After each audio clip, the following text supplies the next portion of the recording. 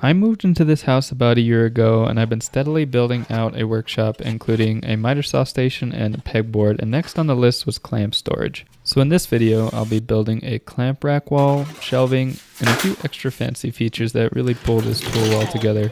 And with that said, sit back and enjoy the show.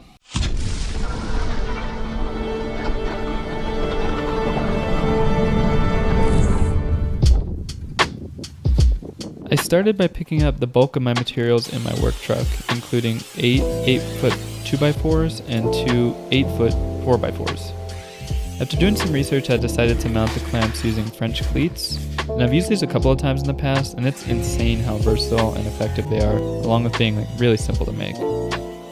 I ripped a couple 2x4s in half to make up the vertical pieces that would frame the clamp wall section, and I jointed one face of several more boards that would make up the horizontal boards to be mounted into the studs. Jointing was not really necessary, the step can definitely be skipped, I just think the flat boards look better, but this staining step is crucial. I mean, how are you going to mount 2x4s on the wall without some kind of stain? Next I jointed and planed the 4x4s to get them completely square, and this was actually very crucial. My plan was to use end grain facing pieces of this 4x4 Douglas fir as the backdrop for the clamp wall. And it was important that these were all the same size, so that way when you mount them, they all line up and wouldn't leave any gaps. I used a miter saw to cut out all the squares, and I cut various lengths, anywhere from 1/4 inch to 1.5 inches, and that way the squares would add some dimension, basically like making an audio diffuser. This step was absolutely brutal, just cut after cut after cut for what felt like years, and I was having problems with my desk collection, so at the end of this I was looking like Beatrix Kiddo.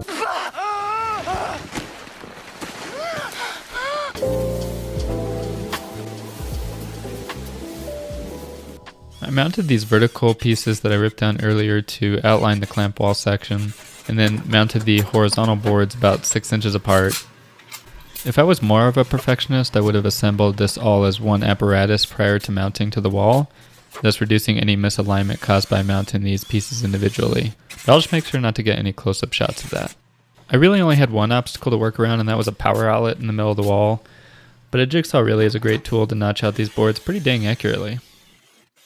I could have mounted the cleat directly to the studs instead of adding these boards first and mounting the cleat to the boards. But if I wanted to have the audio diffuser look, I needed the cleat to sit proud of those squares, so that's why I elected to include these in the first place. Plus this is really cheap wood, and it really elevates the aesthetic in my opinion. And in my shop, it's the only opinion that matters. I'm using PL Max construction adhesive to mount the squares to the wall, and I'm really going for a random length look. So when I'm choosing the squares, I'm just trying to avoid anything that looks like a pattern. In retrospect, I probably should have mounted these to a backing board instead of directly to the drywall, because if this ever needs to come down, it's going to jack up the drywall. But hey, that's a future homeowner's problem. I was so sick of cutting squares that I gave up early and only made enough to fill 4 of the 6 sections. So for now I painted them black, but I had an idea to dress the top space up that I'll show later.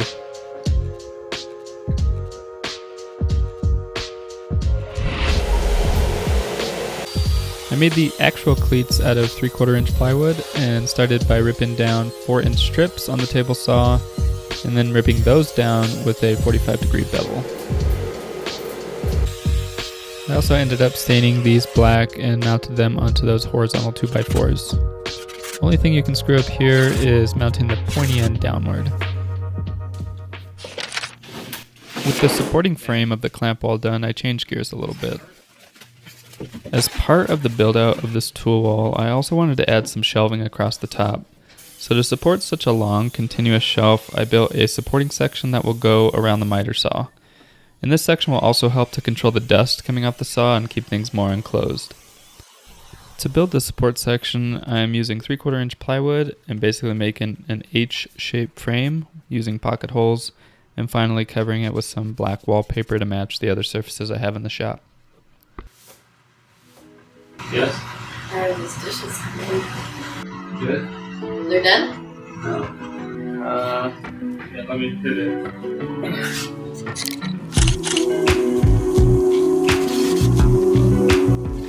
The dishes. They will be the enemy. Prior to mounting this section in place, I painted the wall black in the space behind the miter saw just to give it the look of being discreet from the rest of the wall. I just mounted it in place using pocket holes. Next I got to work on the shelf, and I really wanted to get rid of some old crappy scrap wood that I had lying around, so this was the perfect project to use it. I had some old OSB and some really bowed and damaged CDX plywood that I was going to use for the top and bottom part of the shelf. My plan was to dress it up with that same wallpaper I used earlier and then have a piece of maple as the customer-facing edge so I could care less what the underlying structure was made out of. I ripped down some 2x4s into thirds, and that would make up the frame of the shelf, which would have an overall length of about 16 feet. And since I didn't have 2x4s that long, I used the CDX and the OSB sheathing to join the two frame sections together so it could all be one piece. I tried to get fancy here and make half-lap joints for the frame, and I guess it helped with the alignment during the joinery, but in all honesty, I could have done a lot cleaner work here if I put some more effort into it. But who has that kind of time? And it did get the job done.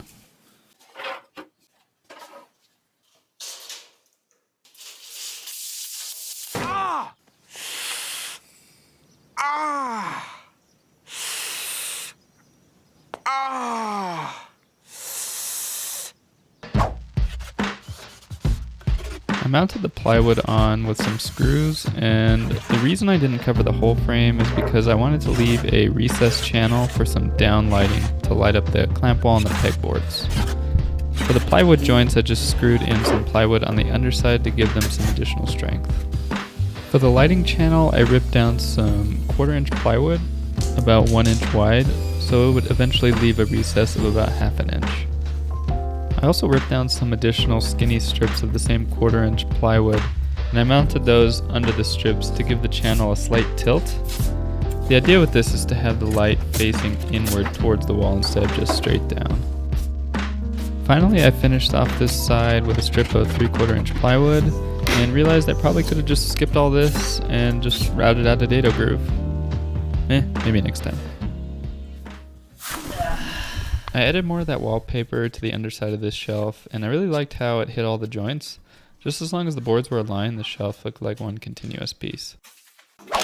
The lights I elected to use here were left over from another project, and they were designed for under cabinet lighting, but I figured they would work just fine here. I mounted them in the channel just with some double-sided sticky pads and hid any additional wiring inside the shelf after drilling a couple small holes to push the wire through.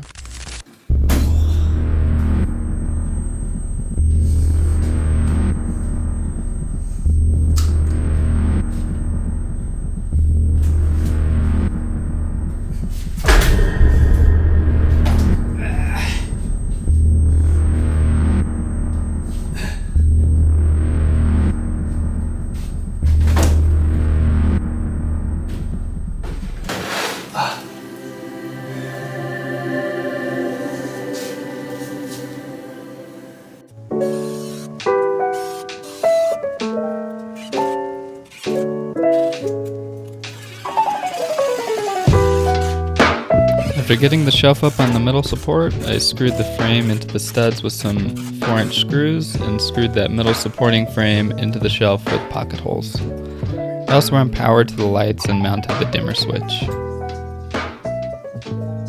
Next, I tacked on the top board of the shelf, which was made out of OSB, and I waited to put this on until after I mounted the shelf so I could drive the screws through the frame into the studs. I didn't do any dressing up of the OSB since it was above eye level and it was never going to be seen anyway.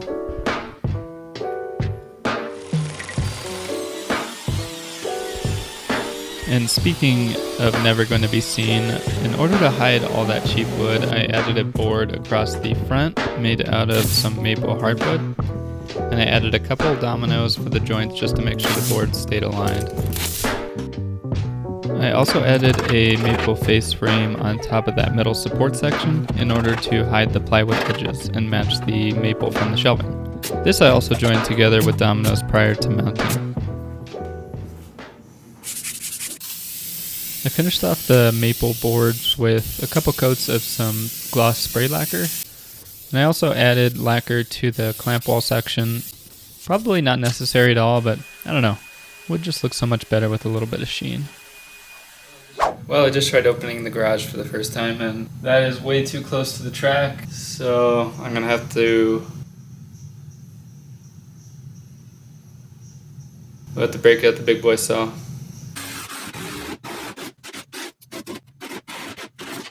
Well, I should probably test it first.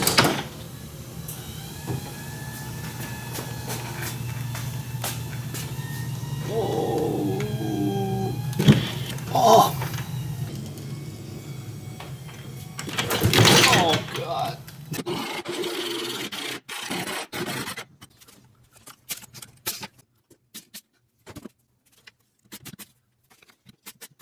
I'm gonna lose my mind if it hits this one. Oh, it wants to. Okay.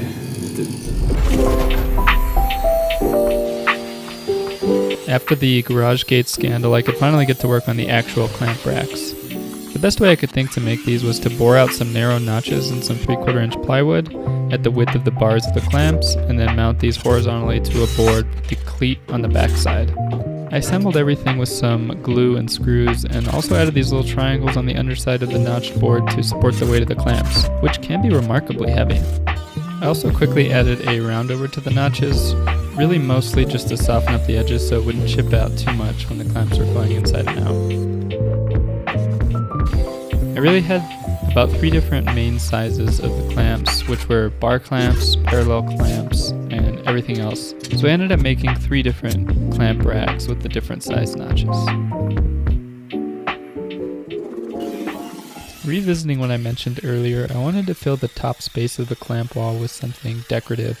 And I thought it might look kind of cool to have some kind of faux live edge looking wood. So I took a scrap piece of maple and basically made a freehand cut with a jigsaw and tried to reproduce a live edge as best I could. For really sharp angles, I used a multi-tool to get the cuts started, and I planned on using both sides of the board for a symmetrical look.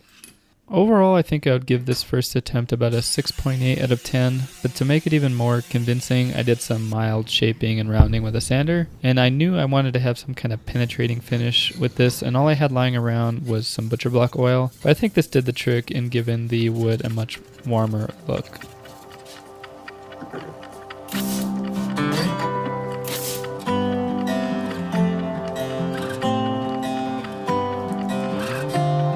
To my surprise, I actually had a little bit of extra space on this wall, so I got to work on a couple other builds to hold some items I had lying around. The first of which was a couple boards to hold my sawhorses, which I just made with some 2x4s and plywood.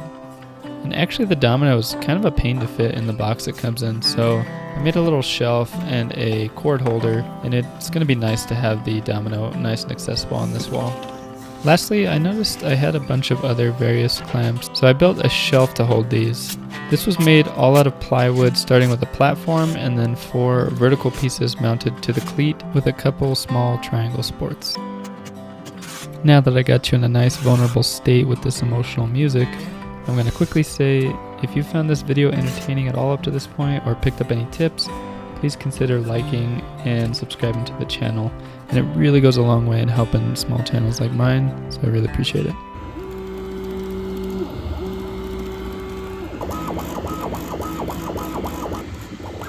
There was just one more thing left I needed to make this wall complete. I called in a favor to a friend with a 3D printer, and he printed me up this simple yet elegant Vanishing Cabinets logo for me to adorn this wall. All I had to do was add a little bit of paint, and this sign was looking pretty fresh.